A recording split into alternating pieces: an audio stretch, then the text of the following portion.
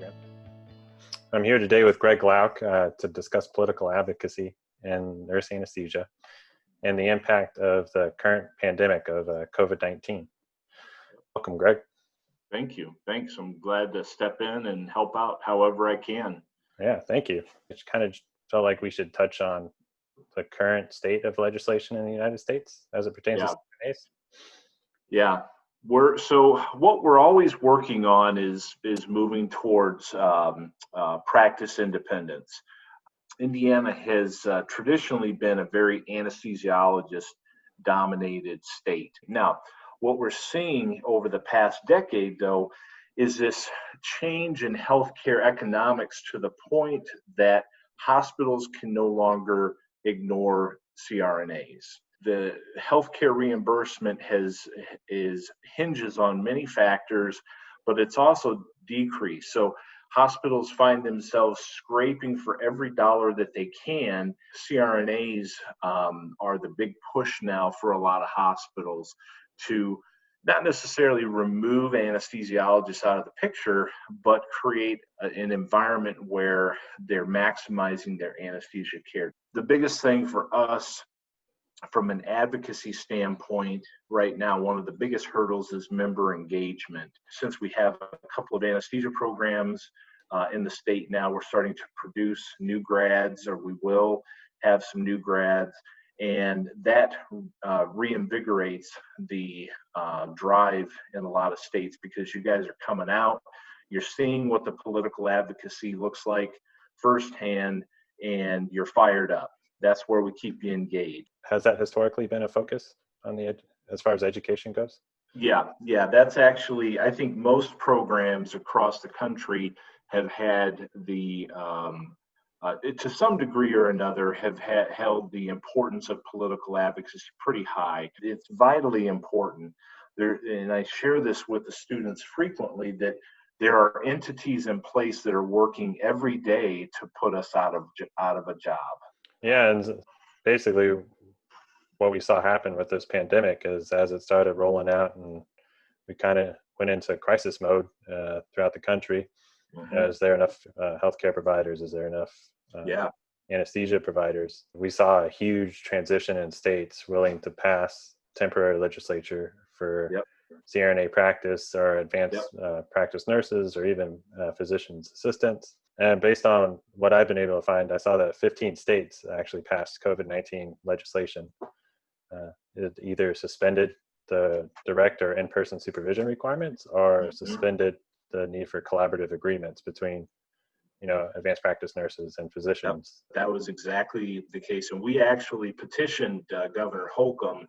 I wrote a letter stating why we should do that as well, and didn't hear back anything, unfortunately. What I haven't heard, Randall, is I haven't heard which of those states have actually rolled that back and have said, no, all right, now you're back under the umbrella of supervision, things like that. I've not seen that yet. I mean, it'll be interesting to see what happens because, now that we've rolled that back and everything was okay when we were in crisis mode, now that everything's back to a new normal again, we're back to doing what we did before. That doesn't make sense. I noticed too, something that kind of came out of this was really a push for CRNAs to embrace the role of being intensivists. Mm-hmm. I noticed too that CRNA Intensivo was a program that was starting to get advertised. It was I just saw that. Yeah, like a refresher for CRNAs in the ICU. Yeah, I think that has potential to be a really good opportunity. In fact, we saw there was that need, right? Mm-hmm. And there were a number of people that were willing to step into those roles. So we had CRNAs that were like, okay, well, I'll go back to being an ICU nurse again.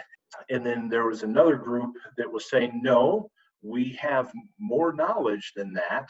And that sets a dangerous precedent. Also kind of speaks to the whole, the argument of we are educated to this level, but we're not utilized to this level. That seems like a prime example. Yep. Very well put. Yeah. We'll see what comes of that. I think it could be a good thing. We just have to figure out how exactly we use it, how to market that to hospitals. To speak to some of the other political changes that we saw with the COVID-19 pandemic, we also had the Undersecretary Richard Stone from the U.S. Department of Veterans Affairs release a memorandum urging VA facilities to allow CRNAs to have full practice authority. Yeah.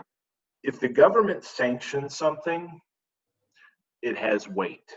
So when we started to see that happen, it was like, okay, things are really starting to change here. Do you have anything you would recommend as far as encouraging the VA transition?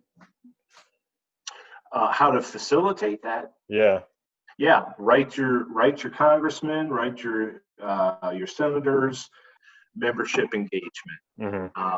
When you get the emails from the AANA, from the INANA, respond to those emails, open them up. If it's asking you basically, hey, we have this letter that we want to go out to our representatives, our senators, make sure you click your name and send that. Becoming active, becoming involved, talking about it. If you go to work at a VA, for example, advocate for the profession. That's where it really matters. There's big things you can do, like stepping into those board positions or writing to your state representative or the legislature. But political advocacy can be on a patient-by-patient basis too. Sure, it could. Like Absolutely. making sure that you're telling them exactly who you are. Like, I'm your nurse anesthetist, and I'm going to be taking care of you. That way, they know who we are. They know who it was that took care of them. So then, when rival parties try to use fear-mongering to say that we're not safe, arguments kind of fall. Yep. Well, I think that's very good. Very good point. It's patient to patient. It's advocating for the profession, and it doesn't have to be much more than a brief conversation. And something I've really come to realize too is that elected officials represent me, and therefore me writing to them and telling them that I'm from their district has significant weight. It carries significant weight. Educating them, because they do represent us, and healthcare economics in particular is a hot button topic. It's always good to talk about what we can do and what we can do to help keep healthcare costs down. Always. Moving forward from this pandemic, we should really be engaged in promoting, or at least arguing from the point of how do we prepare for the next one? How do we proactively prepare instead of acting reactionary as we did with this one, as far as passing, autonomous practice and allowing, people to practice across state lines for license, But I feel like that's probably a strong argument moving forward is like, well, you have this capable group of providers who can also, arguably function as intensivists in the future, because we know that pandemics are just going to be occurring over and over again. Yeah, no, there's no doubt that a response to this rather than a reaction. We really found out what our weaknesses were. From a professional standpoint, what is it that we can contribute? And to your point, that is acting as an intensivist, intubating teams, central line teams, all of those different things. That's what we need to. We have to have a seat at the table. We have to be a part of those discussions. Again, that's where being active and involved, even if it's at the hospital level. So the political advocacy part that can happen at the hospital level, seeking out some of those positions within a health system itself.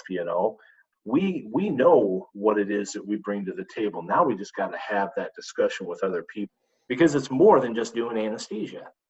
It's transforming healthcare. That's exactly. It's exactly what it is. That's what we want to be. We don't want to just be technicians, Yeah, because there's this table where the decisions are being made, and if you don't have a seat there, someone else will gladly take that seat for you. That's it. Yeah, what we've been talking about this whole time is, promoting legislation in the future that allows for the mobilization of resources in a more efficient manner.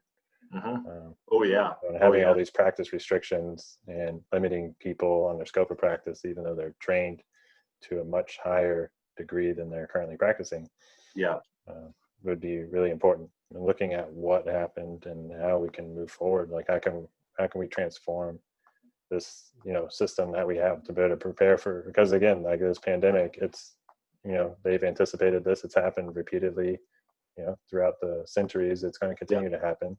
Yep. I would just say that, we better walk away from all of this and say that we knew something, that we learned something. We have a responsibility as professionals, as doctorally prepared professionals, to always advocate, to be involved. We have a responsibility and a duty to always be thinking about what's best for society and from our professional standpoint, and good stewards of what we do professionally. Well, thank you for your time, Greg. Yeah. And all this information to think about. Yeah. Is there anything else you would add? Yeah, I think number one, I think the big thing is we roll back or we revisit the CRNA autonomy. That needs to be removed. We need to make sure that CRNAs are working to their full scope of their education and training. Because once we do that, then everything else changes. We have to do that part. And then, because once that happens, then any restrictions are lifted, so forth, and the arguments are out the door. I think we're going to see that. I really do.